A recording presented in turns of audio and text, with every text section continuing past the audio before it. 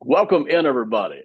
This is Pro Football Enterprises. I am Ben Parker. That is Austin Freed, and that is Shane Ratliff. We are privileged to bring you another NFL draft prospect. He has become actually a 2027 watch list guy. A lot of people were expecting him to be in the 26th draft, and he decided to go back. We will allude to that a little bit tonight. So, what we're doing tonight is because we've already done the work, we're going to work through him and just give you an insight into his game, what style of player he is, maybe what we're looking at seeing improve as he heads back to college for one more season, and then maybe what we like about the player in whatever draft he actually shows up. Amauri Washington from the Oregon Ducks, 6'3", 330 was the height weight that I saw the most. We will hear from both Austin and Shane here in about 3 minutes. I'm going to zip through a bunch of my notes here. I think I watched more tape on Amauri Washington and more games on Amauri Washington than I did anybody. I think I ended up spending a good 2 hours doing nothing but looking at him. That's one reason I still wanted to do the video tonight is because I already put so much darn work into it. Okay, so here we go. From Oregon, Amauri Washington. I like the size and the weight balance. It really looks good to me. Just, you watch him move around, you watch him out there in the football field. I like that. I love the athleticism and the quick feet from tackle to tackle. So, I watched him. He did this a lot, moving from one end of the line to the other when he needed to. He moves around just fine. I like that. So I like that the athleticism and the quick feet. Super quiet game versus Washington until late fourth quarter when he got off two or three times. So, they did a really good job against him, I felt like. The Husky offensive line was really excellent. Sometimes double teams and sometimes not, but he was very quiet during that Husky game until the fourth quarter when he finally got off. And you started to see, hey, here's a little bit of that flash that a lot of people do like. So that was the Washington game. The Indiana game, the first Indiana game, was a major headache in the first half of that first Indiana game. While not dominant, he gave both guards a lot of trouble. I mean, you talk about they really had their hands full in the first half of that first game.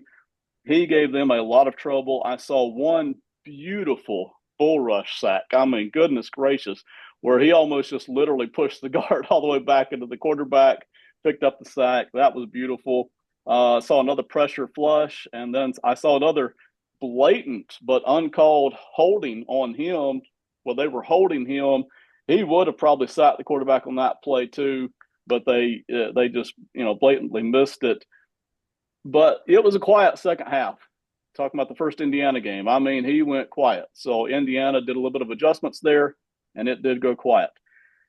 Uh, Shane, you may not. I didn't prep you for this, so if you didn't notice it, it's fine. If you don't have an answer, but I would like for you to maybe touch on this later. He seems to be shooting gaps on run plays a lot, where being patient would actually serve him better. I saw play after play after play in run defense where he just gets right through beautifully, and the running back just picks the other hole.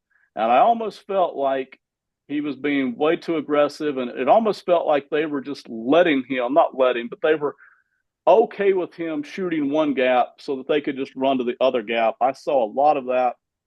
Now, again, maybe he's just doing what he's told there. Maybe the coaching staff has told him to be aggressive in that instance, and the rest of the guys will take care of it. So I can't speak to that. But man, there was a lot of that. I saw that, and at a glance on a highlight film, that looks like he's breaking through every time. But when you see it time after time, and you see him not making a play on the running back because the running back just picks the other hole, I started to feel like he was just not being patient on these two gap situations. But again, perhaps the coaching staff was telling him to do that. He's got good, strong hands. I really like his strong hands that I saw here. So I enjoyed that. And a swim move that shows up. He didn't use it a lot, but had a nice swim move that I saw from time to time. So that was good. He's a big, strong guy, but I didn't see him controlling two gap or even making a lot of plays out of one gap. So again, going back to what I mentioned earlier, I rarely saw him actually control two gap. And when he shot one gap, he didn't usually make a play on the running back coming out of that. So that started to bother me the more I saw of that. The second Indiana game, when they got ripped, and I'm not blaming him for them getting ripped, but he was super quiet in the first half of that game. I even saw him get pushed around in a couple of plays. I wonder if he just didn't lose.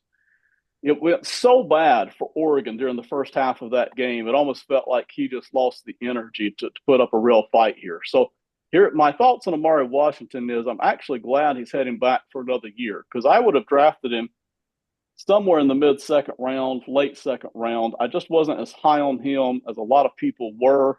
And the reason for that is he dominates a lot of the smaller schools. But when I saw him versus Washington, versus Penn State, versus both the Indiana games, I watched every snap. Just a lot of long, quiet stretches where he didn't seem to be as dominant. So I'm actually looking forward to him getting another year under his belt, maybe adding another move or two, and then shooting on up way into the first round next year, possibly. So that's where I'm at. Shane, I'll let you go first on Amauri Washington, and then we'll roll it over to Austin. So the one thing I'll hit on first, Ben, like you said, I definitely did see the gap scheme where, he would release inside, and then you see a lot of backside runs coming off that. The reason, like you said, now maybe that's a defensive style for Oregon. The reason why I would question that though is Oregon didn't have big linebackers this year, and normally if that's the case, you try to use your defensive line, especially your tackles, to hold off some of those linemen to be able to let them shoot the gap. Um, I think you're probably right. I think he is not particularly strong at the point of attack. He's good off the ball, pretty good foot movement. Um, Whoever's advising him, I think they did a great job because another year is going to help him. I don't see him regressing, and I think he can clean up some of the stuff that he didn't show great this year. The question is going to be, how's Oregon going to look next year? Now, for them, they're normally reloading, but it's going to be a little bit of a different situation for them. Um, for me, the biggest fear in drafting him is what you brought up, Ben. Did not look strong against double teams. Did not look particularly strong against point of attack. You mentioned that second Indiana game. They did an awful lot of duo blocks inside on him and ran the ball right over the top of him. Yeah. And it was, they were definitely picking on him in the beginning. So it was something that Indiana Yeah. saw in that first game that they didn't take advantage of in the beginning, and then they came back and used it against them in the second. Um, the one thing for him is I think he has a pretty good motor. I don't think he's afraid to get in there. So if it's technique and it's some things that he needs to work on, then this year is going to help him. Those guys where you don't see a desire or a physical strength, I think it's awful hard for you to magically gain those things in a year where all of a sudden you turn yourself into a different player. Um, I, he's not a he's not going to be, and I know I'm picking somebody above the low, but this isn't a Warren Sapp. This isn't a guy that's going to use the speed and have some power. That's not what this is. This guy's going to shoot gaps. He's going to run. I would think in a defense where you're really trying to get after the quarterback, um, he's going to be great against. Like I could definitely see Tampa picking him up because you have a great defensive tackle that you know is going to be able to push it. You can play him off, and he's not needed to be able to control the run as much as he Right. would with somebody else. But if you're going to try to use this guy as a run stopper, you're going to get punished for it.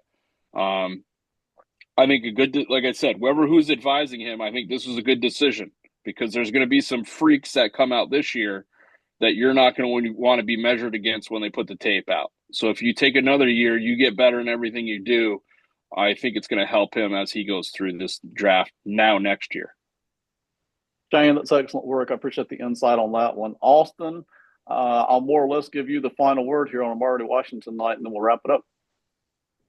Yeah, he was someone who I was really, really expecting to have a breakout year this year, and it just didn't happen. And because I was expecting it so heavily and it didn't happen, I think it's the right call for him to go back to the Ducks and play one more season of college ball, because he absolutely has it in the tank. Like the frame he has, the strength he can show at times, and the Yeah. consistent burst that he Yeah. displays like every single down. Like you said, Shane, he has a really high motor, I think, and the get off for a 330 pound defensive lineman is top tier.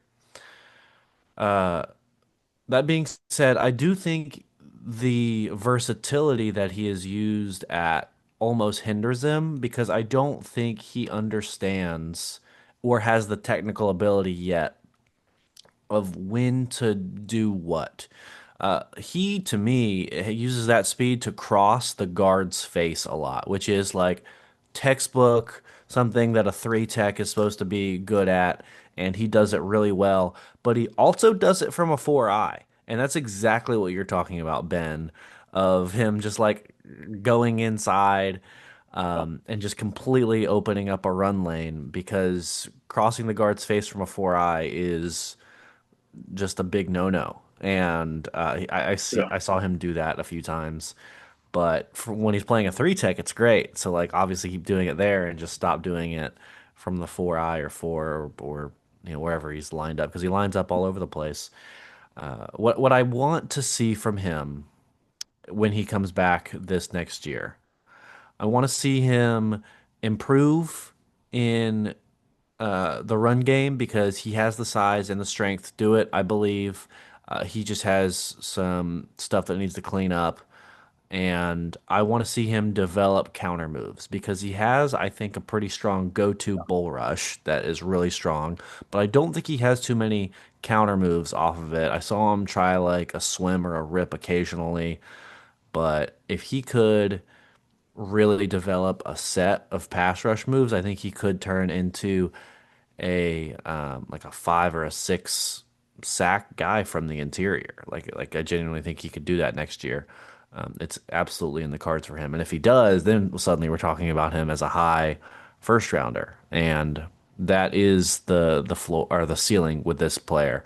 And I don't think the floor is much lower than his current value is, other than if we see this again at another age, it will drop him. But or an injury could potentially drop him. But I really think the risk reward here pays out, especially, these players are getting paid. It's not like he is forfeiting all that money hmm to not get paid at all in college. He obviously will be making a significant chunk of change in the NCAA. So why not stay there and roll the dice and see if you can't go put up one of those six sack seasons from the interior and really, really make yourself a home run pick in the 2027 class. yeah, that's excellent work, Austin. And your point about his ceiling and potential, I agree with. When I watch him, I can see that somewhere inside of this beast is an inner beast waiting to just come out. And I Mhm. would have been glad to draft him mid second round this year and would have been proud to have him on my team. Mhm. But I do think if he, exactly what you said, if he can develop a move or two and add that, then we're talking about a guy that I would be coveting somewhere in the first round, maybe high in the first round, if he can start to bring that out next year with Oregon Ducks. So we'll be looking for Amauri Washington this year and see what we can do in the following draft. All right, everybody, thank you so much. This is Pro Football Enterprises. Thank you, Austin and Shane, as always. Have a great one. Goodbye.